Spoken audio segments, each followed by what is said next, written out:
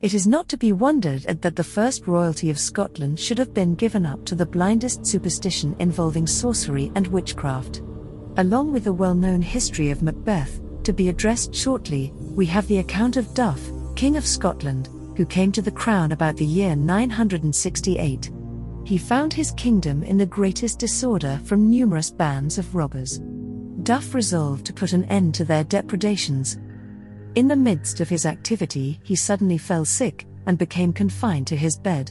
His physicians could no way account for his distemper.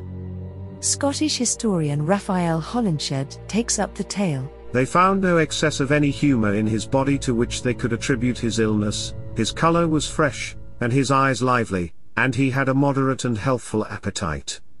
But with all this he was a total stranger to sleep. He burst out into immoderate perspirations, and there was scarcely anything that remained of him, but skin and bone. In the meantime secret information was brought that all this evil was the result of witchcraft. The house being pointed out in which the sorcerers held their Sabbath, a band of soldiers was sent to surprise them. The doors being burst open, they found one woman roasting upon a spit by the fire a waxen image of the king, so like in every feature, that no doubt was entertained that it was modelled by the art of the devil, while another sat by, busily engaged in reciting certain verses of enchantment, by which means, as the wax melted, the king was consumed with perspiration, and as soon as it was utterly dissolved, his death should immediately follow. The witches were seized, and from their own confession burned alive. The image was broken to pieces, and every fragment of it destroyed. And no sooner was this effected, than Duff had all that night the most refreshing and healthful sleep, and the next day rose without any remains of his infirmity. The seventh king of Scotland after Duff, with an interval of 68 years, was Macbeth. The historian Raphael Holinshed, in his History of Scotland published more than 2 decades before Shakespeare's tragedy, begins Macbeth's tale of witchcraft, towards the end of the reign of Duncan with observing, "Shortly after happened a strange and uncouth wonder, which afterward was the cause of much trouble in the realm of Scotland. It fortuned, as Macbeth and Banquo journeyed towards Falls, where the king as then lay, they went sporting by the way together, without other company save only themselves, passing through the woods and fields, when suddenly, in the midst of a hunt, there met them 3 women in strange and wild apparel, resembling creatures of an elder world, whom when they attentively beheld, wondering much at the sight, the first of them spake and said, All hail, Macbeth, Thane of Glamis. The second of them said, Hail, Macbeth, Thane of Cawdor. But the third said, All hail, Macbeth, that hereafter shall be king of Scotland. Then Banquo, What sort of women, said he, are you, that seem so little favourable unto me, whereas to my fellow here, besides high offices, ye assign also the kingdom, appointing forth nothing for me at all?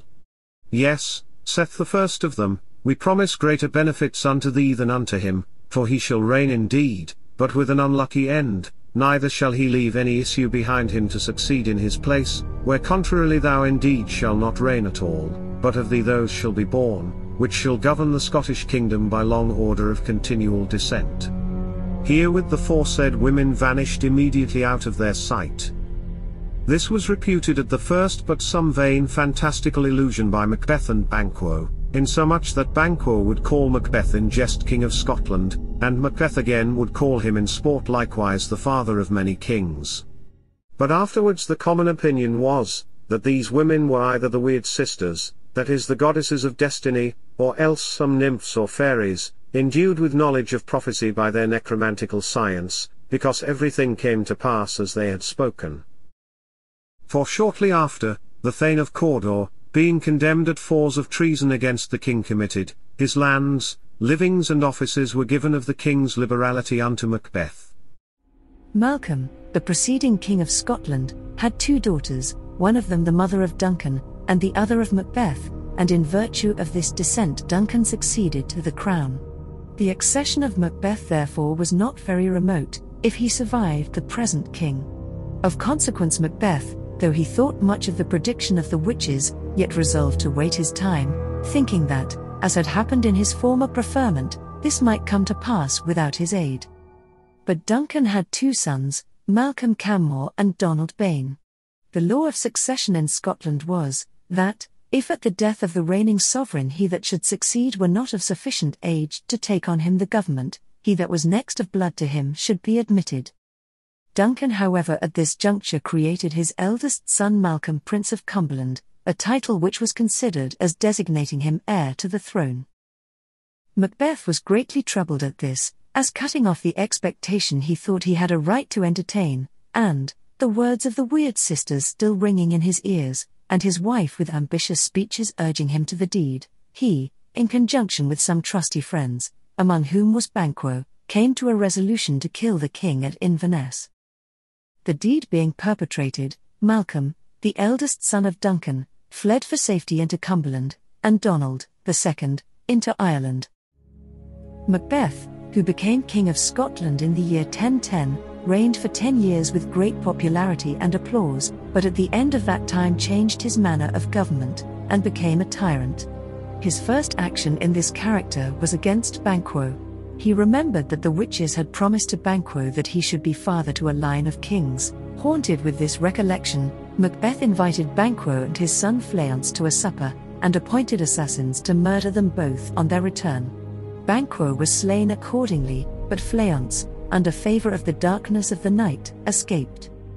This murder brought Macbeth into great odium, since every man began to doubt of the security of his life, and Macbeth at the same time to fear the ill will of his subjects. He therefore proceeded to destroy all against whom he entertained any suspicion, and every day more and more to steep his hands in blood. Further to secure himself, he built a castle on the top of a high hill, called Dunsinnan, which was placed on such an elevation that it seemed impossible to approach it in a hostile manner. This work he carried on by means of requiring the thanes of the kingdom, each one in turn, to come with a set of workmen to help forward the edifice. When it came to the turn of Macduff, Thane of Fife, he sent workmen, but did not come himself, as the others had done. Macbeth from that time regarded Macduff with an eye of perpetual suspicion. Meanwhile Macbeth, remembering that the origin of his present greatness consisted in the prophecy of the Weird sisters, addicted himself continually to the consulting of wizards. Those he consulted gave him a pointed warning to take heed of Macduff, who in time to come would seek to destroy him.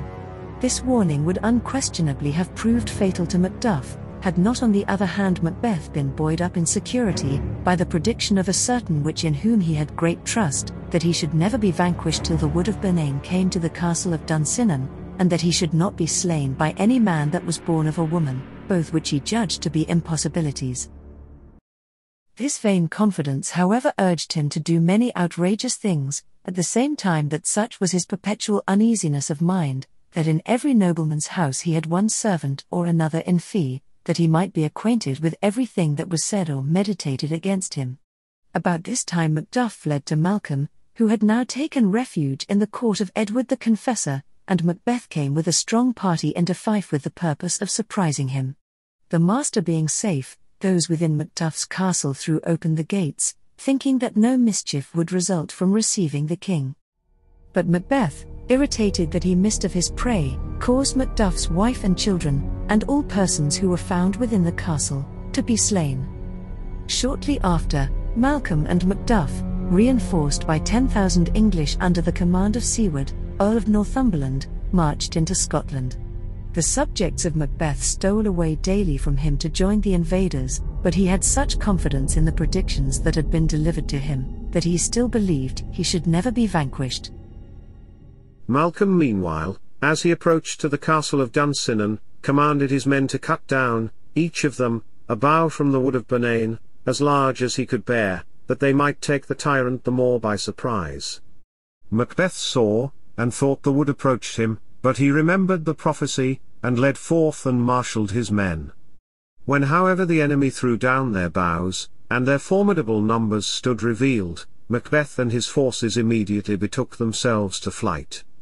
Macduff pursued him, and was hard at his heels, when the tyrant turned his horse, and exclaimed, "Why dost thou follow me? Know, that it is ordained that no creature born of a woman can ever overcome me."